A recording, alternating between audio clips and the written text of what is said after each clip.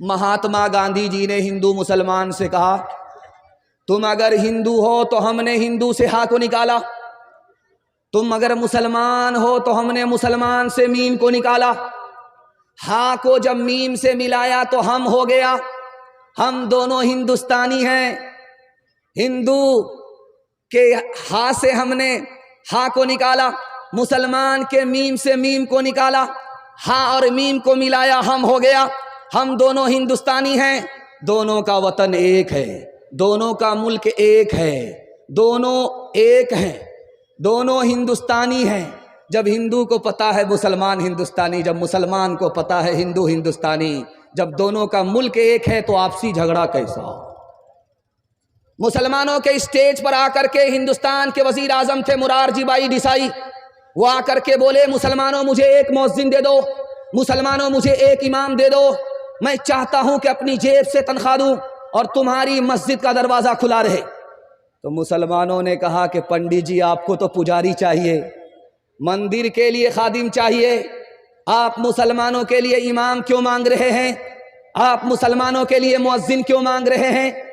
तो वजीर आजम ने कहा कि सड़क के एक किनारे पर मंदिर है, मंदिर का दरवाज़ा खुला है, सड़क के एक किनारे पर मस्जिद है, मस्जिद का दरवाज़ा खुला है, मैं देख करके आ रहा हूं, मंदिर का दरवाज़ा तो खुला है, मस्जिद का दरवाज़ा बंद है। जब तक दोनों दरवाजे नहीं खुलेंगे हिंदुस्तान का मुकद्दर खुल नहीं सकता। तुम मुझे इमाम दो, तुम मुझे मुअज्जिन दो, मैं अपनी जेब से तनख्वाह अदा करूंगा ताकि मस्जिद के साथ, मंदिर के साथ मस्जिद के दरवाजे भी खुले रहें। कबीर दास ने हिंदू मुसलमानों को सबक दिया कि किसी भी हिंदू को उठा करके पूछिए ये दुनिया जाने वाली है, बोलेगा हाँ जाने वाली। किसी भी मुसलमान से पूछिए दुनिया जाने वाली है तो जाने वाली है। तो कबीर दास ने कहा कि जो चीज जाने वाली होती है उस पर झगड़ा नहीं होता, ये दुनिया जाने वाली है, इस पर हिंदू मुसलमान का झगड़ा कैसा? फसाद का जमाना चल रहा था, पुलिस वाले ने मिर्जा गालिब को पकड़ करके पूछा कि तुम कौन हो, हिंदू हो या मुसलमान हो? तो मिर्जा गालिब ने कहा मैं 50-50, कन्या का भी मामू हूं, दूल्हा का भी मामू। बोला कि 50-50 तो ब्रेटिनिया बिस्कुट है, आप आधा हिंदू आधा मुसलमान कैसे हुए? क्या मैं शराब पीता हूं आधा हिंदू हूं, सूअर नहीं खाता आधा मुसलमान। हाथ उठाइए, वादा कीजिए, भाई बन करके जिएंगे, भाई बन करके मरेंगे। हाथ उठा दीजिए इंशाअल्लाह, दिल मिले या ना मिले हाथ मिलाएंगे, हाथ उठाइए इंशाअल्लाह।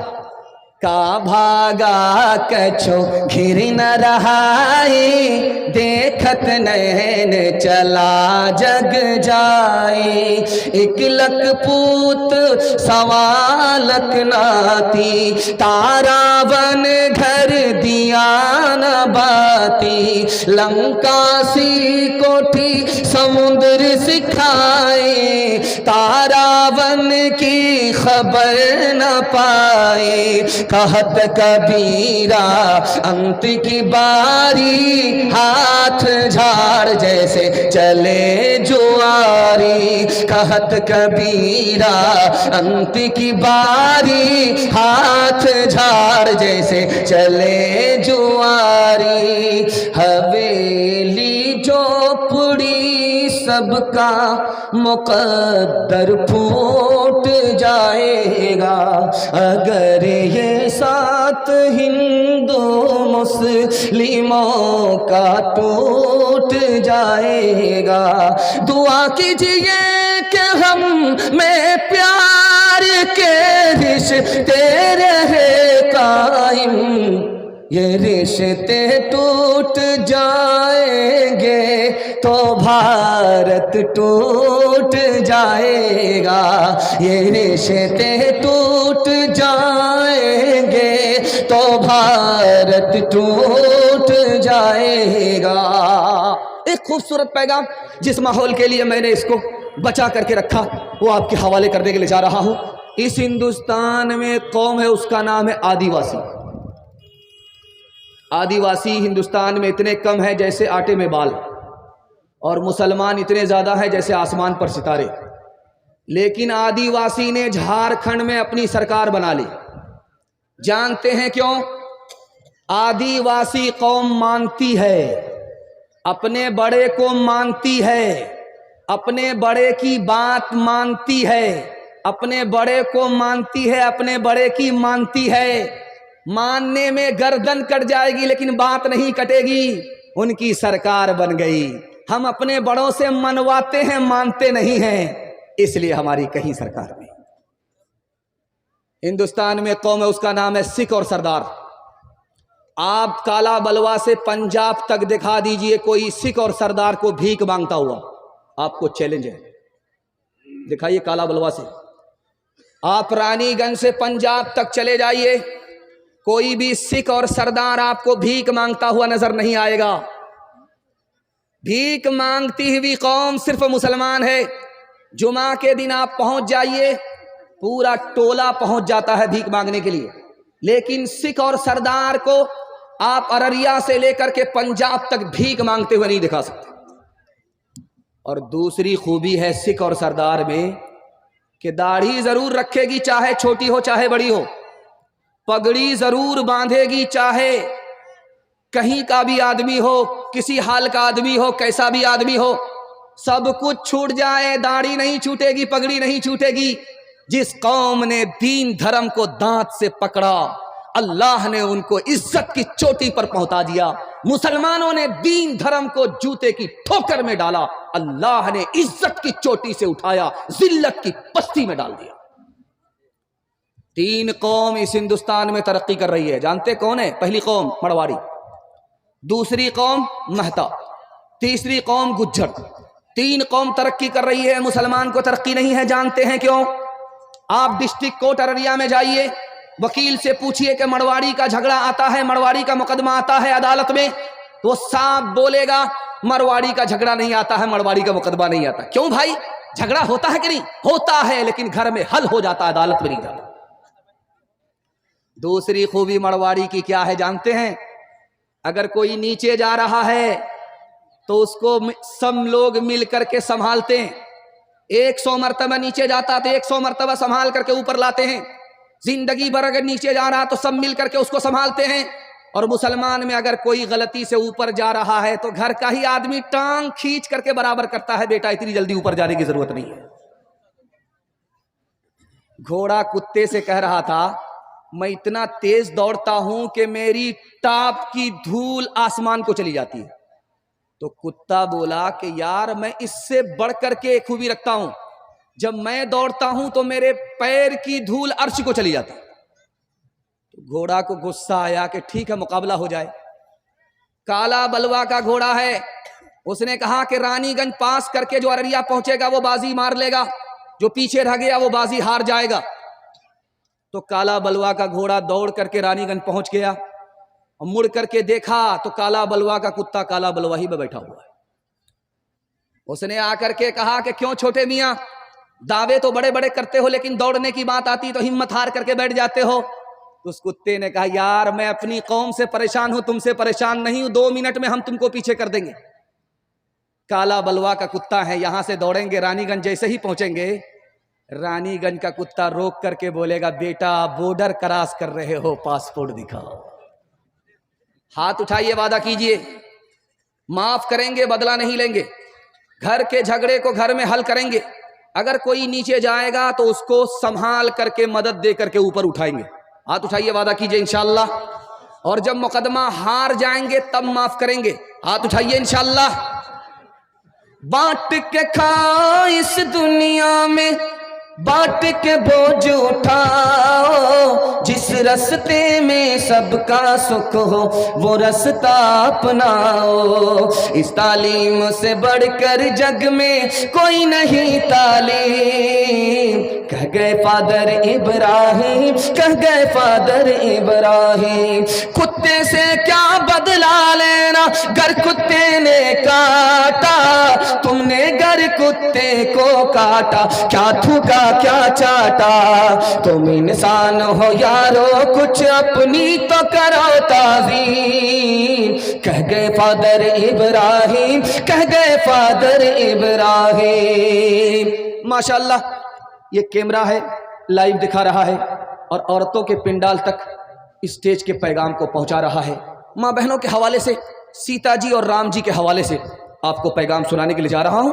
आप लोग यहां से लेकर के वहां तक सुनने के लिए तैयार हैं? हाथ उठा दीजिए इंशाअल्लाह। बहन से ज्यादा साली पर मेहरबान होंगे, हाथ उठाइए इंशाअल्लाह। एक किताब है, उसका नाम है महाभारत। महाभारत में लिखा है जब बाप जवान हो तो जवान बेटी के साथ तन्हाई में ना बैठे। किस किताब में लिखा है? महाभारत में। बाप जब जवान हो तो जवान बेटी के साथ अकेले में ना बैठे। कभी कभी ऐसा भी होता है कि बेटी की आबरू का लुटेरा बाप ही बन जाया करता है। दूसरी किताब, उसका नाम है ऋग्वेद। ऋग्वेद में लिखा है कि ब्रह्मा ने औरत को औरत बनाया तो इसका मतलब है कि पांव फैला करके ना बैठे, पांव समेट करके बैठे।